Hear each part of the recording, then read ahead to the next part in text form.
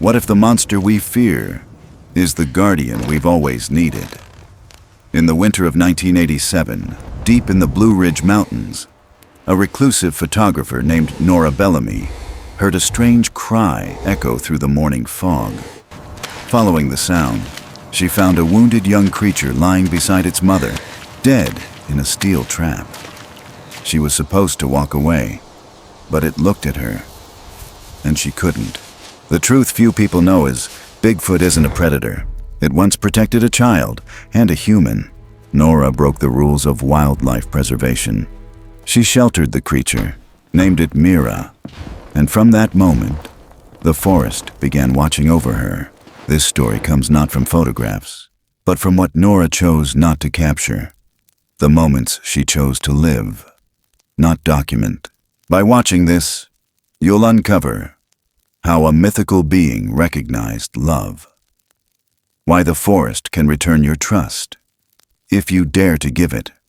And what made a ranger turn against the law to protect life. Mira came back silently.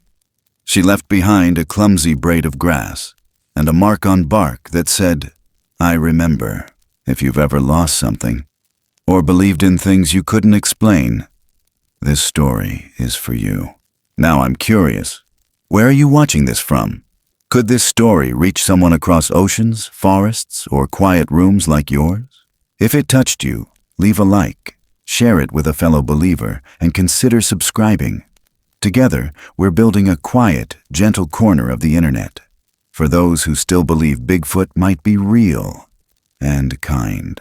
With all my heart, thank you for being here. Under the dim hush of a spring dawn, before the sun had even decided on its direction, the forest held its breath. The last of the cold clung to the ferns, and the creek that split the hills murmured under a veil of fog so fine it seemed like breath frozen in midair. Nora walked alone, her boots brushing wet moss, camera slung against her hip, searching for that quiet moment when dew shimmered like glass threads on blades of grass. She always chased light like this, soft, wild, before the world woke. But something stopped her. A sound, sharp and wrong, sliced through the stillness. Not the cry of a fawn, not bird or beast or any echo she'd heard before. It was small, choked, but it gripped the air like pain that had nowhere else to go. She froze, waited. It came again, quivering, splintered, like the breath behind it could barely carry the weight. Nora turned off the trail, heart suddenly louder than the birds, and followed it down toward the lower hollow where the light never quite reached. The trees tightened the deeper she went, branches low, the air dense with the damp smell of earth and something else. Metal, old blood, fur. And then she saw it. The clearing wasn't natural. The underbrush was torn. Dirt churned like a storm had spun in place. Tufts of dark fur clung to thorns. A thick trail of blood and drag marks told a story she didn't want to hear. A crude steel snare lay twisted near a patch of upturned roots, teeth gleaming dully in the gray light. And there, pressed against the mangled body of something that must have once been majestic, maybe 8 feet tall, now crumpled like a fallen tree, was a child. Not quite a child. Not quite anything she could name. It was small, yes, but too long in the limbs. The fur finer than a bear cub, the eyes too wide, too full. Huddled in silence, it stared not at the corpse beside it, but past it. Like listening for something that hadn't come, Nora's breath caught. She took a slow step, crunching a twig, and the creature flinched but didn't flee. Its fur was damp with its mother's blood, caked at the elbow, the ankle soaking the earth. Her fingers itched toward her camera, then stopped. Something in her knew this wasn't for capturing. Her training pressed in on her shoulders like a uniform she no longer wore. No interference, no rescue. Observe and report. But her body moved before the rules could catch up. She bent low, hands brushing over the earth, gathering dry leaves, forming a nest in the hollow of a rotted log. She poured water into a rusted tin cap from her field flask and nudged it close. Not too close. Then she turned and left, boots soft on the moss, not daring to look back. The trail rose steep, slick with fog. Her lungs worked harder than they should have, the camera bumping against her ribs with each step. Then, crunch behind her, soft, timid. But there. She stopped, waited. Nothing. Walked again. Another sound, closer. She turned. It was following, limping, unsteady, but determined. The child, no, the being, took 3 steps, stumbled and waited, eyes fixed on her like it knew she had something to do with the ache it couldn't name. She faced forward and kept walking. Halfway up the ridge, she stopped again. So did it. She kneeled in the trail, the damp earth soaking her jeans, and watched as it crept closer. Each time she moved, it followed, never with urgency, just presence. A silent question trailing her shadow. The cabin was still 3 miles out. Her every instinct screamed against bringing it back. She wasn't built for this. But every time she left it behind, it found her. And when she turned around that last time, just past the cedar grove where the fog finally broke, she didn't see a cryptid or a myth. She saw something orphaned, not just by blood, but by the world. She thought of her daughter's blanket, long folded in the bottom drawer. She thought of the silence in the cabin on winter nights, of how many things she'd buried just to keep going. The creature collapsed in the trail just shy of her boots, breath shallow, too tired to cry. Nora crouched down, eyes closing as her fingers hovered above its thin back. She didn't know what it was, but it needed warmth, needed kindness. And she was the only one out here who hadn't turned away. With a trembling exhale, she wrapped her arms around it and lifted. It was lighter than she expected, bones sharp under fur, but the heat of it pressed against her like a second heartbeat. She didn't speak. Words would break the spell.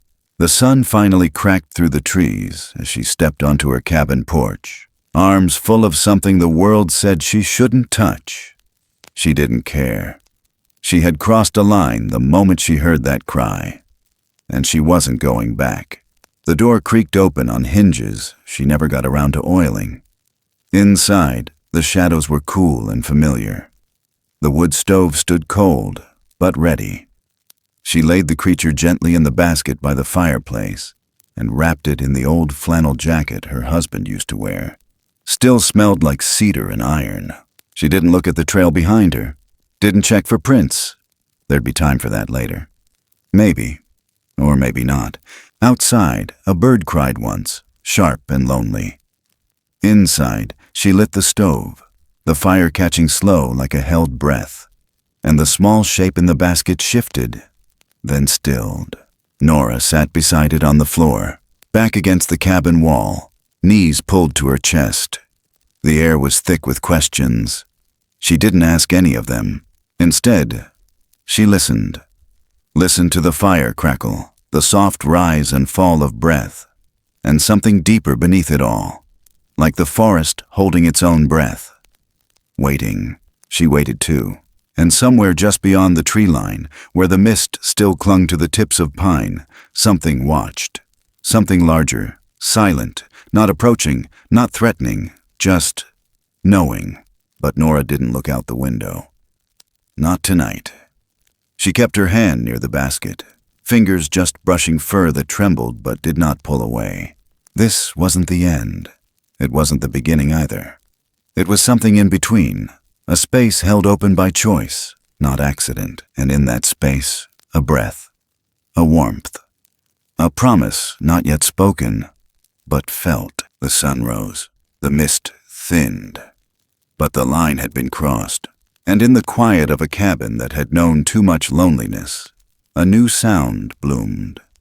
The soft, steady rhythm of 2 hearts, not quite in sync, but no longer alone. Rain had come in heavy during the night, and it hadn't stopped. The kind that didn't fall with fury, but settled in, quiet and steady, soaking everything like it had nowhere else to be. The kind that turned the forest into a hushed cathedral of dripping leaves and darkened soil. It tapped the cabin roof with the patience of old grief and settled into the wood like memory. Inside, the shadows swayed low against the logs, and the air smelled of ash and wet cedar. Nora moved without sound, barefoot on cold floorboards, coaxing the stove back to life. Her hands, dry and cracked from years of fieldwork and wind, now shook slightly as she lit the kindling. The flame caught, grew. Heat bloomed in slow breaths across the room. The creature lay curled in the basket near the hearth, tucked into the folds of a flannel sheet once meant for her daughter. She hadn't named it, not out loud, but something in her had settled on Mira, soft like a whisper, like something unfinished. Mira had slept through most of the storm, save for the moments when the wind slammed against the door hard enough to rattle the latch. Then she'd jolt up, eyes wide, letting out those small, mournful whimpers that made Nora's chest ache in places she thought had long gone numb. Each time she'd lower her hand into the basket until Mira's fingers brushed hers.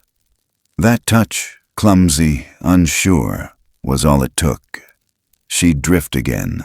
Now the rain had lightened to a mist, but Nora didn't feel any lighter. She sat on the bench near the window, watching the drops slide down the glass, her breath clouding up a small oval she kept clearing with her sleeve.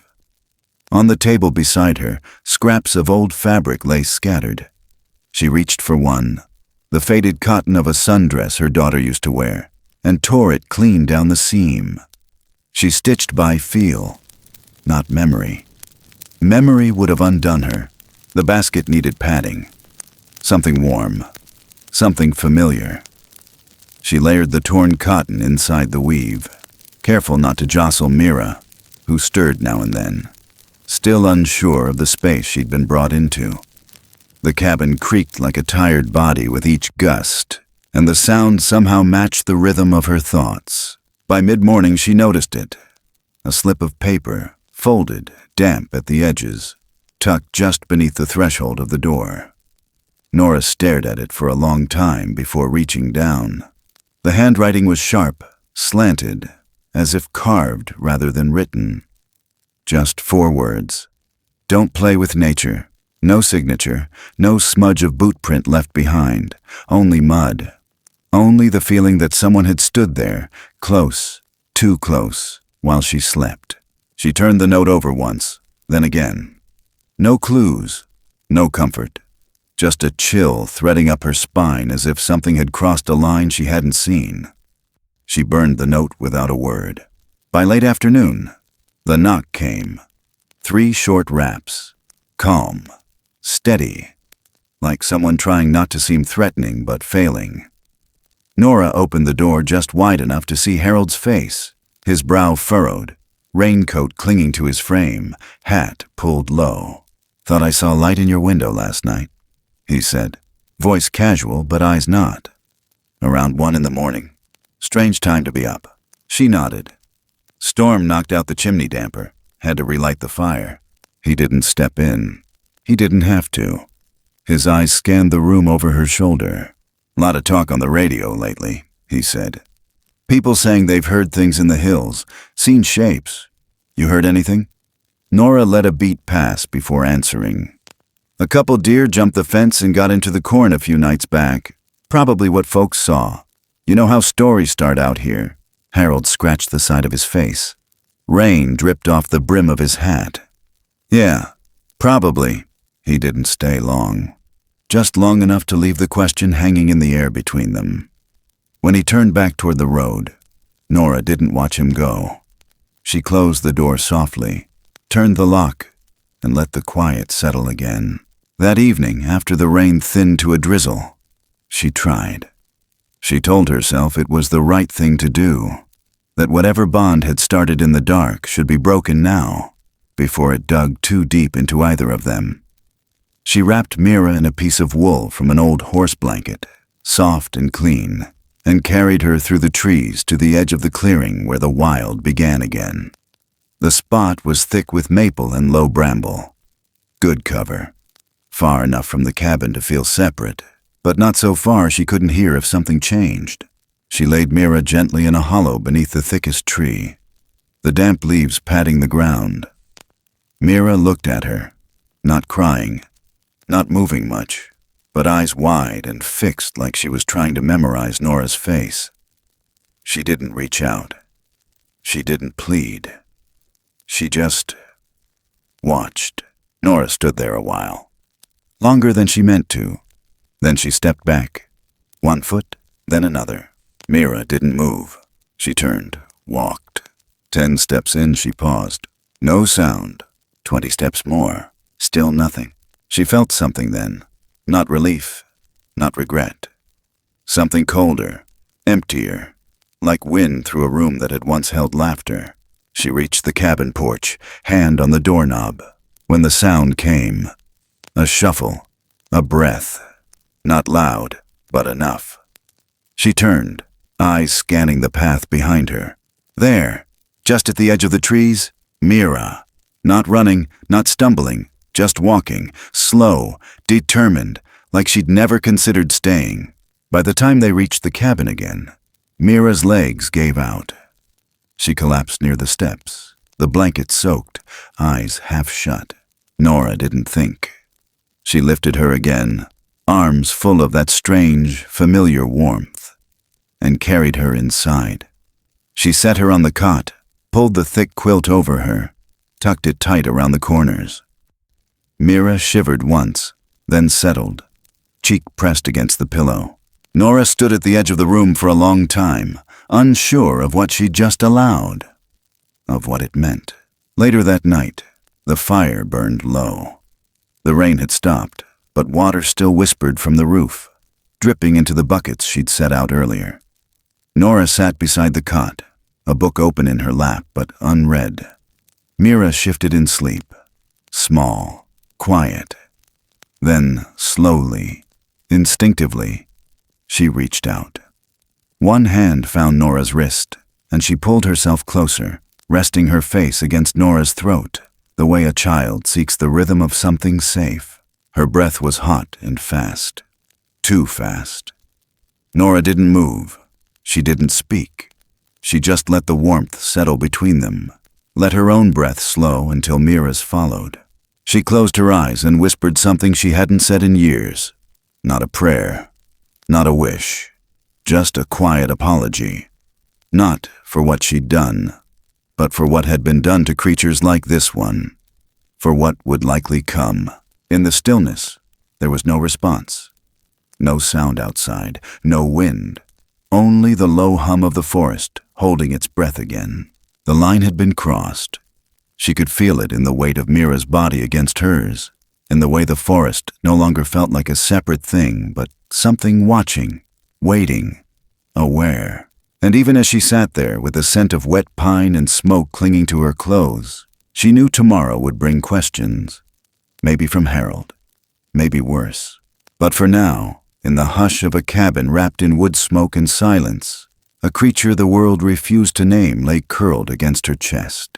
And for one night, just one, they both let go. Sunlight touched the edge of the ridge like it was afraid to come too far.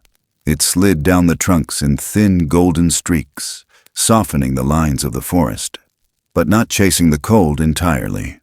The air still held the sharpness of early spring, and the trees had that look of something between sleeping and waking. Nora stepped outside with her boots half-laced and eyes not yet ready for the light. The rain had passed, left everything smelling like pine and wet stone. The ground underfoot was slick but alive. Birds moved differently today, not in flocks, but scattered, hesitant, like something had passed through too recently. She walked to the edge of her property, past the stretch of thorny brush she never got around to trimming, and stopped at the base of an old pine tree that had always leaned slightly west. Something about it pulled her gaze that morning. The bark looked off, raked, not with claws but purpose. A long, even mark ran down its middle, clean and deliberate. She ran her fingers across it. Smooth, fresh. Too neat to be an accident, too deep to be wind or antler. It was a mark. But not for her. She stepped back, scanning the tree line.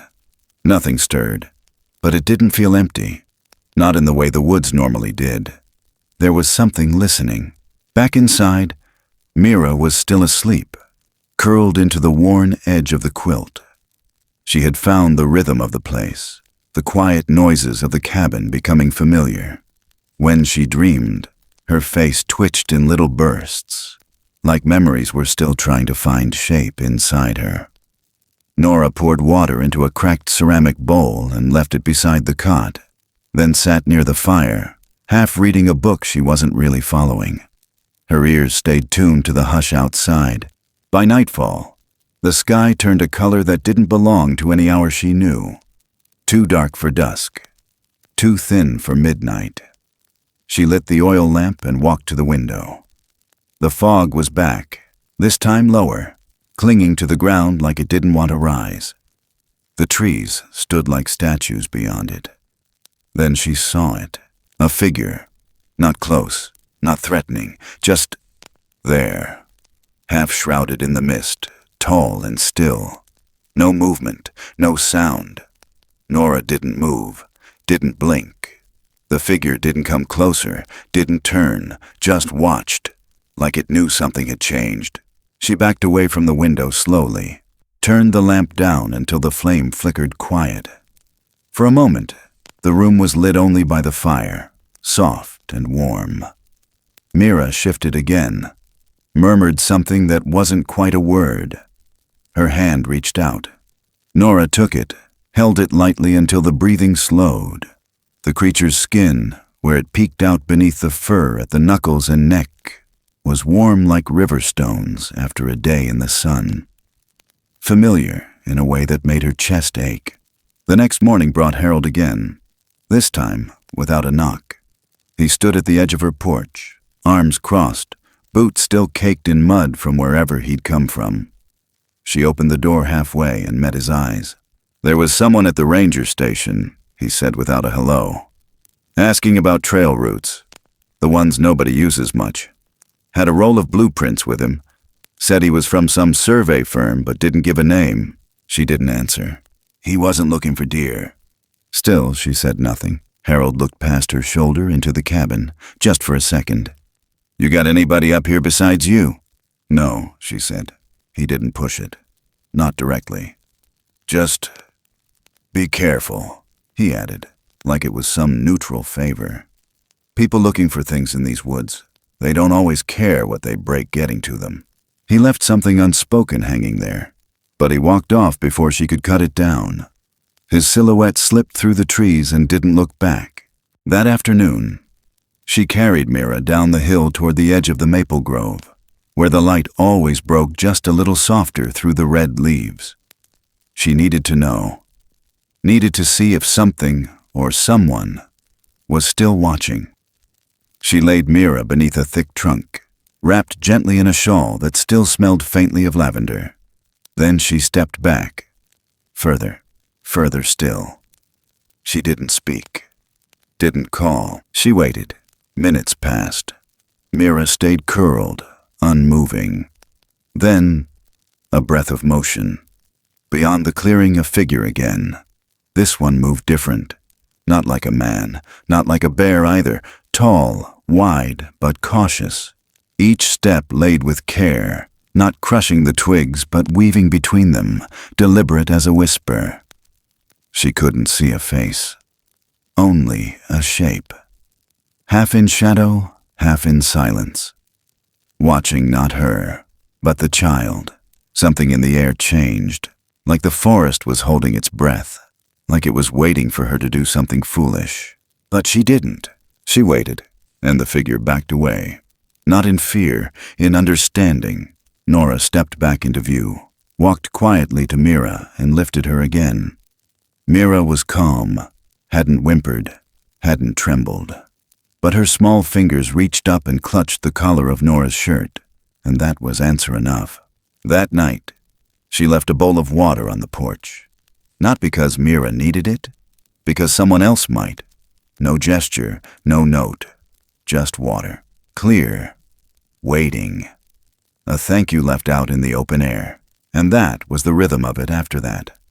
The forest gave no names, no signs, but things were changing, slowly, quietly, in the way a stream carves rock not by force but persistence. Sometimes, when Nora stepped out at dawn, she'd find a branch placed just so across the edge of her woodpile, or a smooth stone turned upright at the path's edge, like a marker only someone not looking would miss. She never moved them. One evening she woke with a start. No sound. Just the sense of something having passed near the window. She rose without lighting the lamp, walked barefoot to the porch, and listened. Wind moved the trees like breath through a sleeping body. Then, a rustle, far off. One she didn't chase. Inside, Mira stirred, sat up, looked toward the same direction, then lay back down. Peaceful. They were being watched, but not hunted. There were rules to this. Ancient ones no one wrote down. The next morning she found a pine cone, stripped bare, placed upright on the windowsill. Mira saw it and smiled. Not wide, not childlike, but with a kind of quiet knowing. Nora left it there all day. When night fell, it was gone. She began to understand. The forest was answering. Not in language, in rhythm, in mirror. And for the first time since bringing Mira home, Nora didn't feel like she was guarding a secret. She felt like she was part of one, but the edges were still thin, still fragile. She felt it most in the hours before dawn, when the world held its breath the tightest, when the lines between one world and the next could still blur without a sound. She didn't know what would come, but whatever it was, she wasn't alone anymore. The bowl of water stayed on the porch, and in the dark beyond the pines, something always noticed. The sky cracked wide open just past midnight, thunder rolling over the ridgelines like something ancient waking up. Rain hit the cabin roof hard, sharp and slanted, shaking the loose tin Nora had meant to fix all spring. The wind had teeth that night. It curled under the windows, slapped against the shutters, moaned through the pine rafters. Inside, the fire burned low, casting long shadows that rocked like old memories. Nora stirred on the cot, blanket pulled up to her chin, mind somewhere between half-dream and full alert. But something was wrong. Something in the silence between the gusts. She opened her eyes, reached beside her. The basket was empty. Her breath caught in her throat. Cold air pressed through the cracks in the wall. Mira was gone. She shot up, bare feet hitting the floorboards without thought, hands grabbing the oil lamp, lighting it fast with practiced flicks. The room glowed in pulses, yellow flame fluttering like a heartbeat. The front door was closed, but the latch was loose. A smear of mud trailed across the threshold like something small had slipped out. No sound but the storm. She didn't hesitate. Throwing on her coat, Nora slipped her arms through the sleeves like armor, tucked the lamp under her shirt to shield the flame from the rain, and stepped out into the dark. The night swallowed her. The rain was heavier out here, colder than it should have been, slicing sideways through the trees. She moved fast, feet sinking into the softened trail, eyes scanning for movement. Then, faint but sharp, metal against metal. A sound that didn't belong to the wind or the rain. A sound that stopped her cold. She followed it, down past the gully near the blackberry thicket, where the earth sloped into low, spongy ground, and the trees thinned just enough to catch moonlight. The smell hit her first. Not just wet leaves or old bark, but blood and iron. Then she saw her. Mira was sprawled near the edge of a shallow clearing, caught in a crude steel snare. One leg twisted unnaturally, blood streaking the fur where the teeth had clamped shut. The trap was old, rusted, likely illegal, the kind meant for wolves or coyotes. hidden and forgotten. Except this one had fresh bait laid beside it. A piece of meat that didn't belong to any animal Nora recognized. Mira's body jerked once, a feeble fight, breath coming in short, panicked bursts. Her eyes found Nora's. Nora dropped to her knees. She didn't speak. Words would waste time. She tossed the lamp aside into the soft grass, the flame guttering but holding.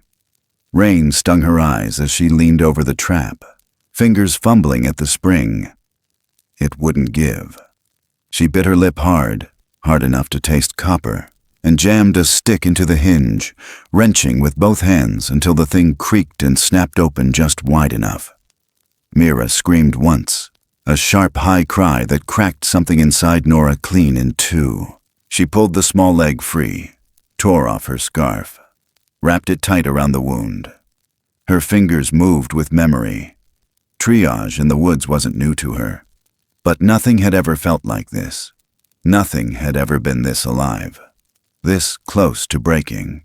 Then came light, flashlights, from the ridge, beams slicing through the mist. Voices, male, urgent, not angry, not surprised, calculating. "There, down near the clearing, she's got it." Nora didn't look. She knew the type. Men who didn't speak until they had something to offer. Men who came not with questions, but prices. One stepped forward, boots slapping the mud. "Lady, you don't know what you got there. This ain't some pet. You can hand it over and no one has to get hurt." Another voice, gruffer. "You don't, and this gets messy." She didn't answer, just held Mira closer, felt the heartbeat against her chest like a drum out of sync. Her hand reached into her coat pocket. The flare, the one she kept for emergencies. She twisted the cap off with her teeth, struck it hard against her boot heel. A burst of red light shot skyward, lighting the entire glade in surreal, flickering color. The men shouted, shields of arms thrown up against the glare. Nora ran. She didn't think about direction. Only down. Into the brush. Through branches that tore at her coat. Rocks that bruised her knees. She didn't stop until she slipped into the cold mouth of a dry creek bed, half hidden by overhangs and slick roots. She crawled beneath the thickest cover she could find, heart pounding so loud it drowned everything else.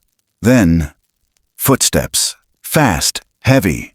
One of them had followed. She could hear him cursing, crashing through the brush above her. A second set of boots joined, lighter. The voices were close now. "She's in here somewhere." "Split up! She's got to be bleeding!" Nora held her breath, hand over Mira's mouth, though the creature made no sound, just trembled. Then, something else, not boots, not voices.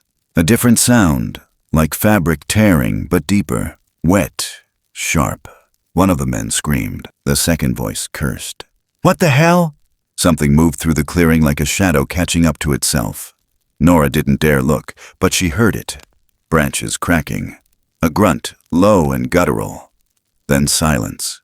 No more footsteps. No more voices. Just rain. When she finally moved, her legs were shaking so bad she nearly dropped Mira. She crawled further down the wash, away from the clearing, slipping on moss and loose rock until the dark closed in again, thick and still. Only then did she stop. Her lungs heaved. Mira clung to her shirt with what strength she had left. The trees swayed overhead like tall, tired witnesses. She didn't speak. Didn't ask who or what had stepped between her and the hunters. She didn't need to. In the space they'd left behind, something had answered. They stayed hidden until the first pale blue of morning peeled back the edge of the sky. Nora's hands were stiff with cold, nails rimmed with dirt. She checked Mira's leg. The bleeding had slowed. The scarf was soaked, but holding. The child's breathing had evened out, though her body sagged like all her weight had finally caught up to her. Nora lifted her again, slowly this time, and made the climb back toward the cabin in silence. She didn't look for signs of the men, didn't want to find them. Back at the cabin, she locked the door and bolted it.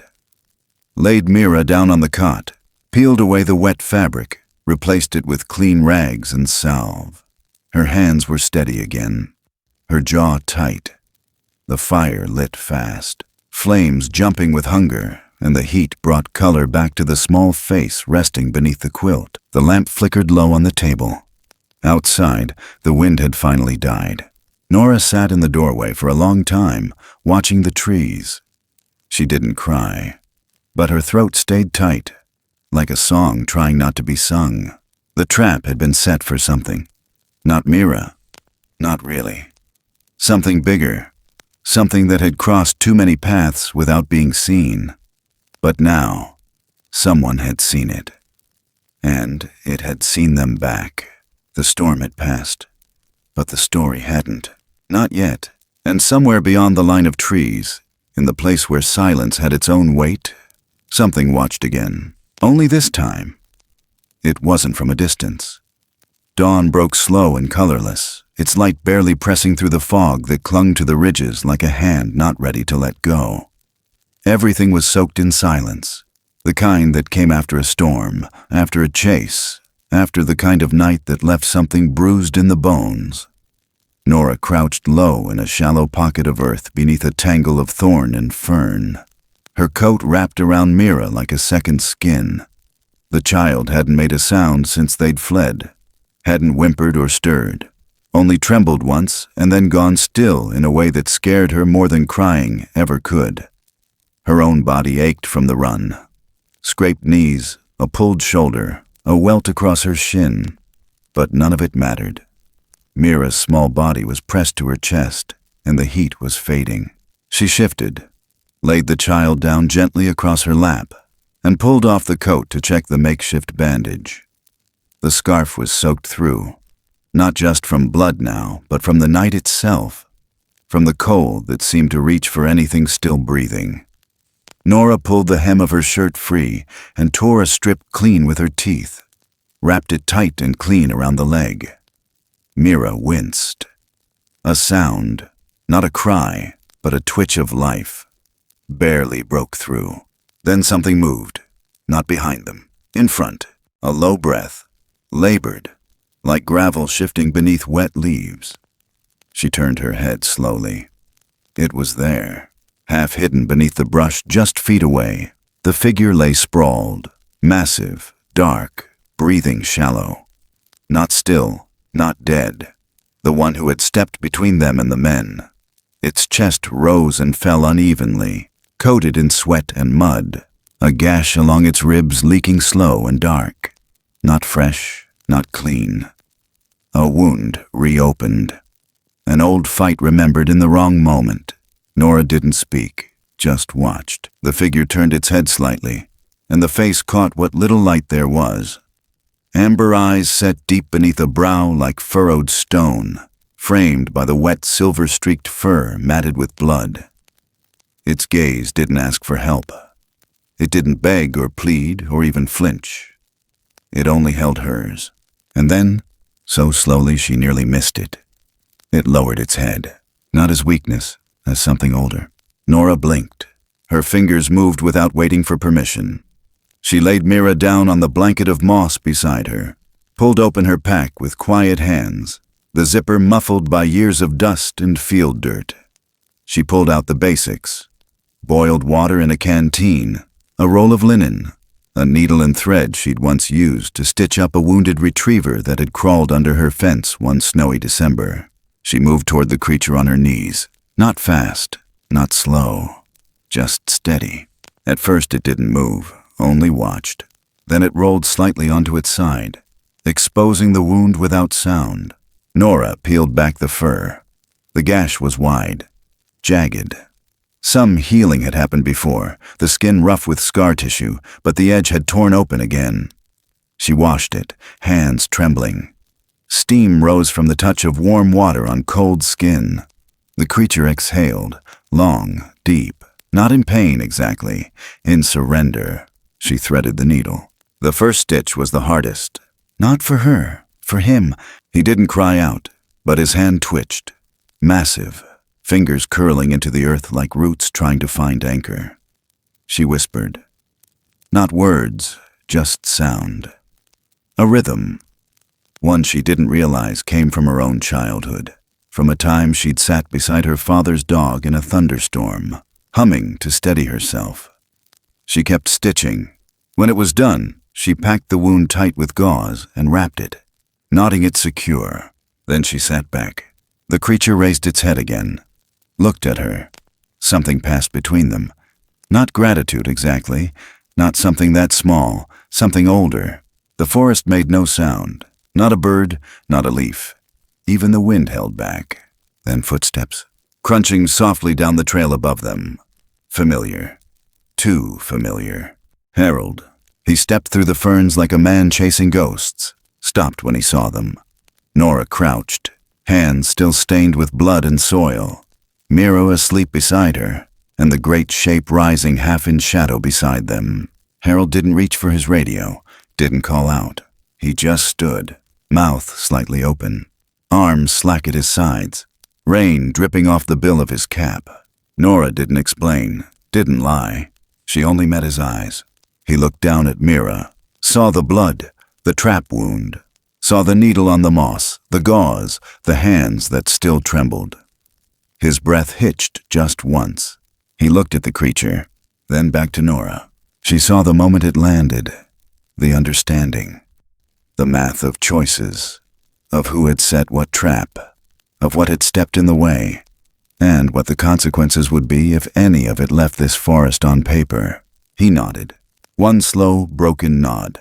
Then he stepped back, turned, and stood guard. He didn't say a word. For the next hour, he watched the trail while Nora kept Mira warm.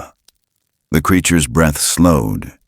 It didn't leave, but it shifted, moved slightly toward the shade, toward the edge of the brush, as if preparing to disappear again once the time came. But not yet. By noon, the sun broke faint through the clouds, casting a dull warmth over the clearing. The creature stirred, rose slowly, tall, towering, but not threatening. Mira woke then, as if pulled from sleep by a thread. She looked up, not at Nora, not at Harold, but at the figure now standing still above her. She didn't cry, didn't reach. She just leaned her head into Nora's chest, eyes wide open, and stayed there.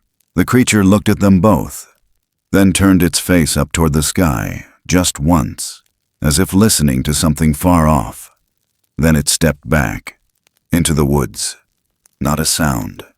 Gone.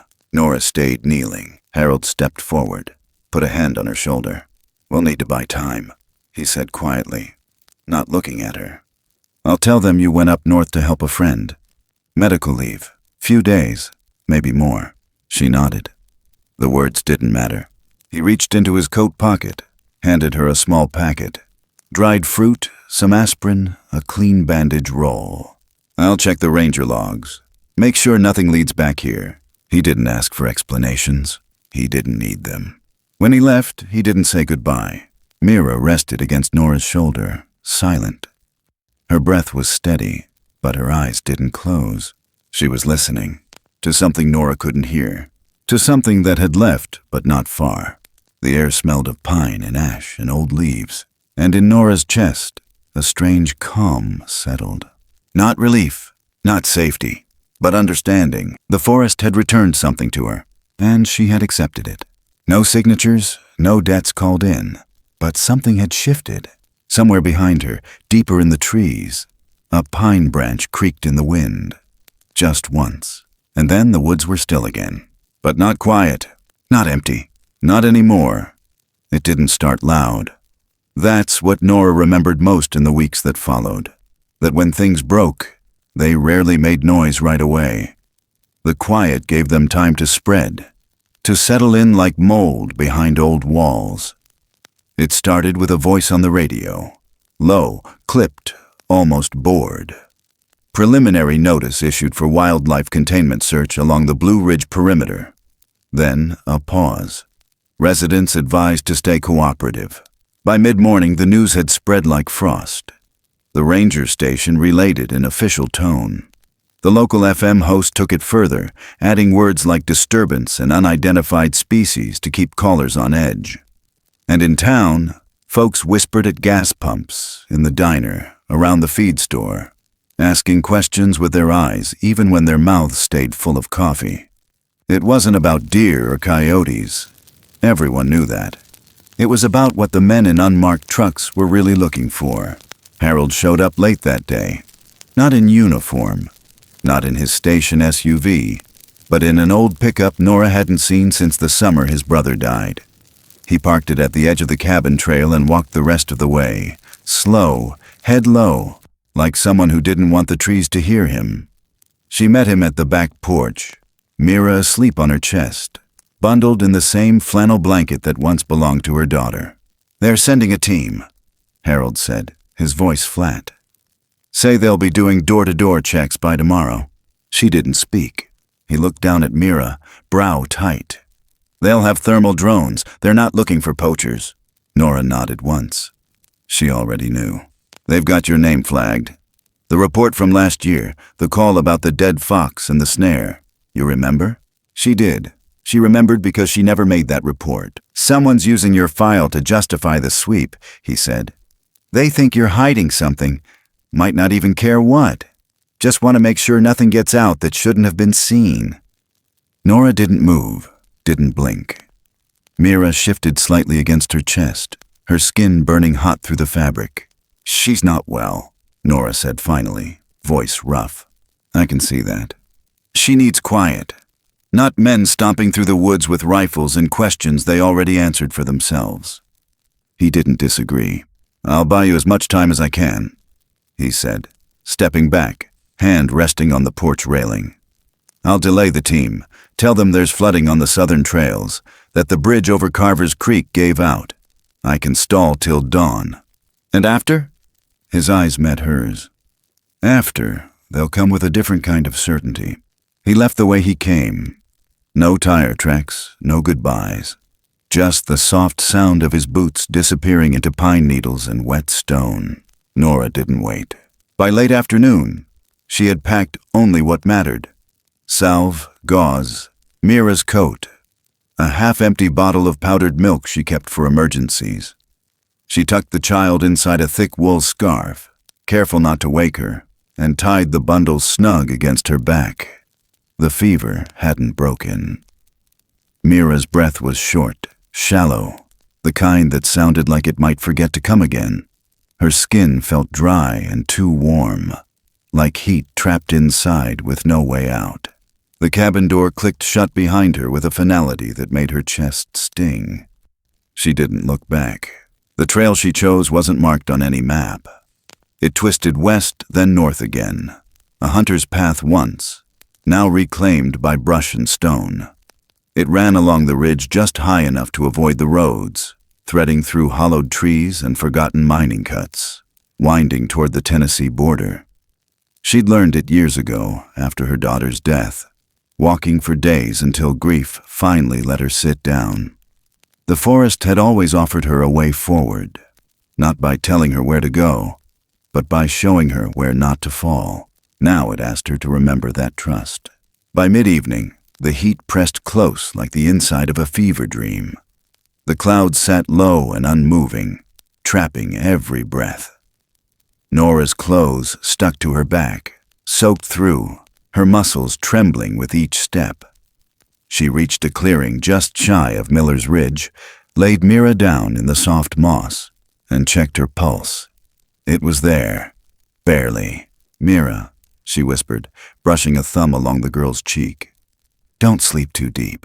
She tilted Mira's chin, sealed her lips over the child's mouth, and gave 2 short breaths, then laid a hand over her chest, counted, waited. Another breath, then movement. Mira twitched. Her eyes fluttered once, unfocused. She coughed weakly. Nora exhaled, her body sinking low into the moss like she'd been holding the weight of 100 years. The girl was still here, still fighting. They moved again before the dark set in, the sky bleeding orange, then purple across the tops of the trees. The ridge narrowed near the western edge, curving down toward a river cut too narrow to cross in flood season. There, on a bend framed by shale and chokecherry, Nora saw him, The man stood like he'd been waiting, coat dusty, face unreadable. He held nothing in his hands, just stood there watching them. "You look tired," he said. His voice was smooth, not southern, not local, something clipped and practiced. "We can help you, you know." Nora didn't speak. "We're not villains," he said. "Just men with a job to do. And frankly, this one's taken longer than we planned." He took a step forward. "She's not yours," he said quietly. "And this ends better if you let it go now." She pulled Mira closer. "Look," he sighed, as if it truly pained him. "We don't want a scene. You hand her over, we forget the rest. You walk away." From her pocket, Nora pulled the roll of film, the one from the night Mira was trapped, the one that captured more than it should have. Without a word, she held it up. The man squinted. She struck a match, lit the edge. It caught fast, flickering bright in the low light. He stepped forward fast. "Don't!" But it was already burning. She let it go, dropped it into the stream beside her, and watched as the last of the negatives turned black. Then nothing. "You had proof," he said, a tremor in his voice. "I had a choice," she said. He stared at the ash swirling in the current, then looked at her, really looked at her, and for the first time, said nothing. She stepped past him. He didn't follow. At the upper edge of the bluff, where the trees thinned and the wind finally carried breath again, Nora found a ledge sheltered by stone and scrub. She laid Mira down carefully, removed the scarf, and placed her hand beneath the small, trembling one. Mira opened her eyes. She didn't cry, didn't speak, just looked at her, and Nora nodded. That was enough. She stood, stepped back, let the child take in the silence, the way the forest pressed in without weight. Mira didn't follow, didn't reach. She turned toward the trees, small and upright, and vanished into them. Not a sound, not a goodbye. Nora didn't chase. She stayed there a long time, hands still warm from the touch. The stars came slow, flickering one by one behind the high clouds. And behind her, something in the woods exhaled. Not farewell, just recognition, and the faintest echo of breath. Autumn came in quiet this year. It didn't crash down like years past. No early frost biting the fields, no sudden blaze of orange sweeping through the trees. Just a slow, thoughtful shift. Leaves curled at the edges first. Shadows stretched a little longer. And the air, even when warm, carried something behind it. Like a breath held just a second too long. Nora felt it more than she saw it. In the way the screen door creaked different in the mornings. In how the boots by the wall stayed dusty for days now. Not from neglect, but from absence. Blue Ridge was turning again, and this time she would not stay to see it finish. The cabin had been hers for nearly 14 years, some winters longer than others, some summers harder. She moved through it now like someone gently wrapping a chapter shut, not hurried, not sorrowful, just steady. Boxes lined the edges of the living room, most filled with things that wouldn't matter to anyone but her. Old field notes, her daughter's drawings, the broken camera she never got around to fixing. What didn't go into boxes went into firewood, quietly. Not everything needed to follow her. The kitchen table was covered in photographs, laid out in loose rows. They weren't images of what people would expect, not wildlife caught mid-stride or mist curling through canyons, though she'd taken those. These were spaces, absences, the outline of something not quite visible. The space beside a tree where the grass bent different, a trail that cut too clean through untouched snow, shadows too wide for the branches above. She didn't explain them, even to herself. They were moments, held in silence. Mira was nowhere in them. Not a trace, not even a reflection. Nora had made sure of that.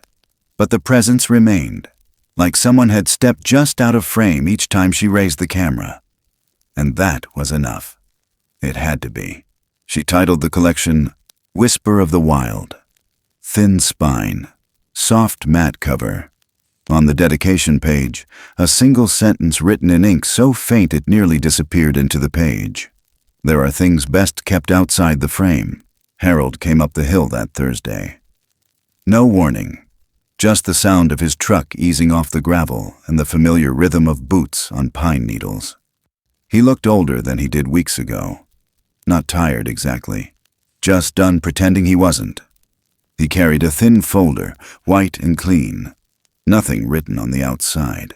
"Cleared it all," he said as he stepped onto the porch. "No more flags on your file. No more folks asking questions."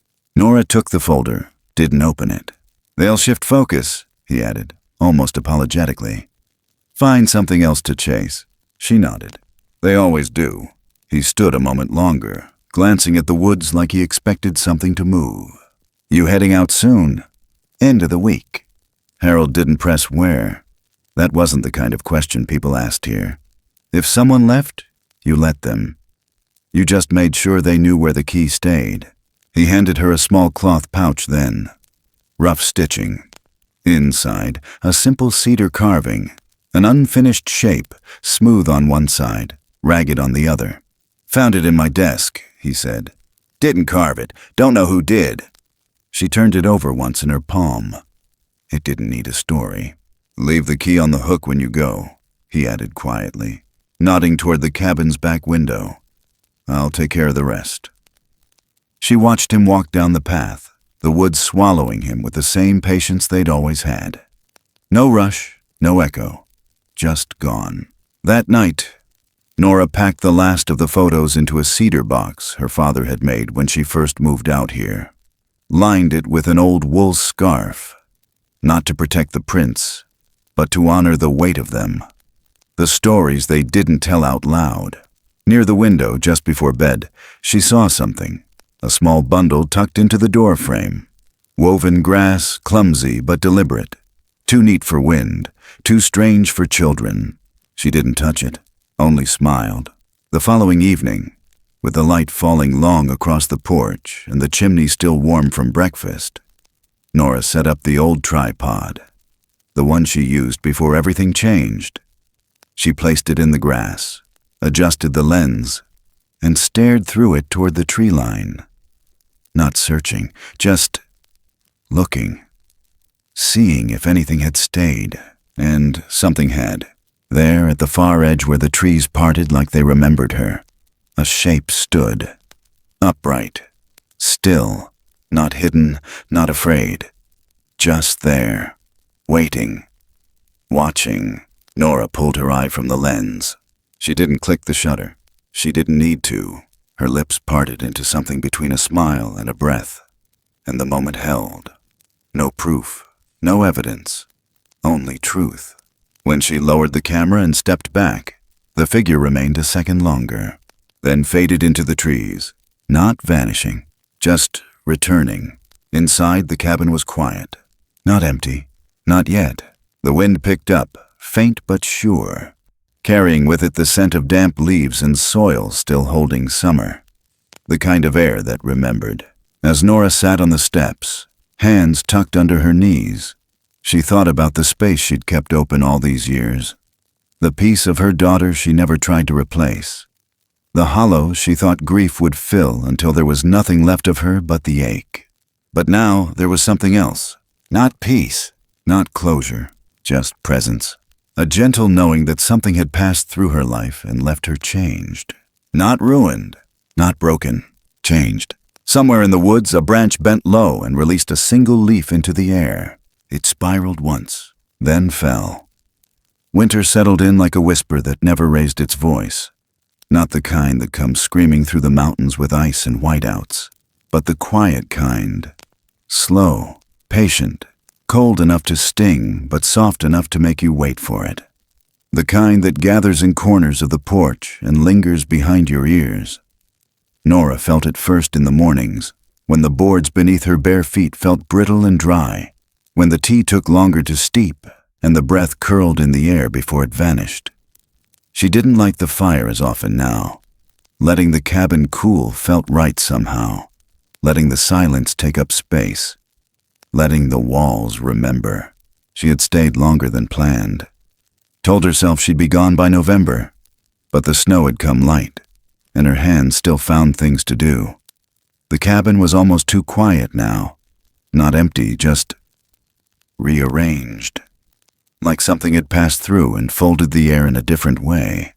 She moved gently in it, the way people walk through a room they don't want to disturb. The book arrived before sunrise. She had walked out to check the trapdoor mailbox at the edge of the road. Mostly habit now, a reason to breathe cold air. And found it there. Wrapped in plain brown paper, string tied twice like someone thought the first knot wouldn't hold. No return address, no stamps. Just her name in faded ink. Inside, the copy was light. Fewer pages than she remembered submitting. The title pressed in soft silver, Whisper of the Wild. Her name below it, in type so small it almost disappeared. It didn't need to be louder. She hadn't written it for recognition. She flipped through the pages slowly. Each photo sat wide and deliberate on its own, uncaptioned, no credits, no context, just frames of stillness. Frost on a leaf. A broken fence, the hollow space between trees where something might have stood once, and then the final image. Not a picture, just an imprint. A dark smear beside a creek bed. Half a footprint. Almost human. Almost not. She ran her thumb over the paper, half expecting the texture to rise, the way it had that night. It didn't, but the memory came anyway. Not just the sound of the water or the sting of cold, but the breath that had passed beside her in the dark. The weight of something watching, choosing not to be seen.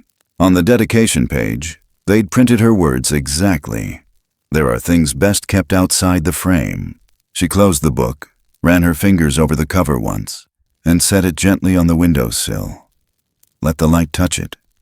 Let the day hold it. 2 days later, the package came. She found it on the steps just after a fresh dusting of snow had softened everything. No tracks around it, no sign of tires or boots. Just the box. Small, square. Wrapped in oilcloth that smelled of cedar and old rain. Inside was a film canister, empty, exactly the kind she had burned months ago. And tucked beside it, a scrap of tree bark. Thick, dark, with a single drag mark down the middle like something heavy had passed across it, deliberate and slow. She didn't speak, didn't smile, just held the bark in her palm, turned it once, and knew. Someone had seen her choice, and chosen her back. Later that week, Harold came up the hill for the last time. He didn't bring papers this time. Just a small tin of strong coffee and the key she'd left on the hook beside the door. He placed it on the table without words. "They're moving me," he said after a long pause. "North section, new line, fewer people." Nora nodded. She didn't ask if it was voluntary. He stood by the window for a while, staring out at the line of trees. "You ever think we're not supposed to manage it all?" he asked. "That maybe some things out there manage themselves better without us?" "I've thought it," she said quietly. He glanced at her then. "I keep hearing things even now. People down near Arrow Creek, hikers seeing shapes, noise they can't trace. You think they're still out there?" She looked out the window too. Snow falling light, like ash. "They never left," she said. He didn't argue. When he left, he paused at the porch. Turned back. "You did the right thing." "I didn't do anything." "You didn't do the wrong thing," he said. "That counts for more." She closed the door behind him, slowly. Let the latch click into place like punctuation. Not an ending, just breath between sentences. That night, the wind moved through the pines with a different kind of rhythm. Not sharp, not cold, almost like song. The fire had gone low, but she didn't stoke it. Just sat near the window with a blanket wrapped around her legs, watching the snow settle along the porch railing. And then she heard it. Not a knock, not a footstep. Just the soft sound of leaves brushing bark, long and slow, drawn out like someone tracing the edge of memory. She stood, opened the door without a coat, let the cold press against her. The tree stood still, no shadow moved. but she felt it. In her chest, along her ribs. The air wasn't empty. She stepped onto the porch, barefoot, let her hand rest just above her heart, and whispered into the quiet, "I'm still here." The wind shifted, not stronger, not colder, just enough to answer. She didn't go back inside right away. Let the cold settle, let the silence wrap her. And in that thin layer of space between warmth and winter, something passed near her, not seen, not heard, but felt. A weight, a knowing, a return. And as she stood there, breathing in the snow, the silence, the ash of old things unspoken, she knew. Some stories don't end. They just fold inward, like footprints covered by snowfall. Still there, just waiting for someone who remembers where to look. Sometimes the most powerful stories aren't the ones told out loud, but the ones carried quietly inside us, shaped by the choices we make when no one's watching, and the truths we protect without needing proof. There's a kind of strength in silence, in refusing to shout the things that matter most. And there's a deeper kind of love in letting something go, not because it wasn't real, but because it was. This story was never about spectacle. It wasn't about answers, or monsters, or heroes. It was about that quiet space where compassion lives, the space between fear and understanding, between judgment and mercy, the space where we choose, every day, whether to turn away or reach out. And in that space, there is always risk, but there is also grace. In a world that so often demands evidence for belief, we forget how much of what truly matters can't be held, can't be named. Kindness, trust, the courage to listen, the humility to let something stay wild. Not everything is meant to be explained. Not every mystery needs to be solved. Sometimes the most human thing we can do is step back and leave a space for something greater than ourselves to move through. Maybe that's what makes us more than just observers in this world. Not our ability to control it, but our willingness to coexist with its wonder, to protect what we don't fully understand, and to act with compassion even when the world isn't watching. If this story has touched you in some quiet way, if it's made you feel a little less alone, or reminded you of something you'd almost forgotten, then it has done what it came to do. Stories like this aren't meant to end neatly. They're meant to linger, to echo, to leave a space behind where something sacred once stood. Thank you for walking this path with us. If the story moved you, we invite you to leave your thoughts in the comments below. We read everyone. And if you'd like to hear more stories like this, rich with heart, mystery, and meaning, don't forget to like, subscribe, and join our growing community. Every voice here matters. Every story shared helps another one take root. Until next time, stay curious, stay kind, and always leave a light on, just in case something is still listening out there.